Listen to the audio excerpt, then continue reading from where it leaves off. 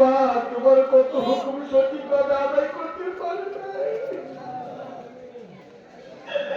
এই জন্য তুমি কবর ভিতরে আজাদ দিও না রে আল্লাহ। ও আল্লাহ, সেই জনম দুঃখী আম্মা 10 মাস তোর দিন গর্ভে ধারণ করেছে, ওই জনম দুঃখিনী মা সন্তানকে পেটে নিয়ে কোথাও রাত্রে আরামে ঘুমাইতে পারে নাই রে আল্লাহ। কত তো নামাজ পড়তে পারে নাই আল্লাহ। মার করে যায় যখন আঘাত করেছি, মা বজা থেকে মাটির মধ্যে পইরা গেছে, গাড়ি লাগা গেছে।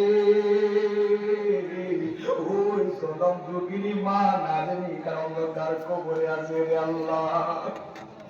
মাগু তোমার মতো লই না কেহ আমায়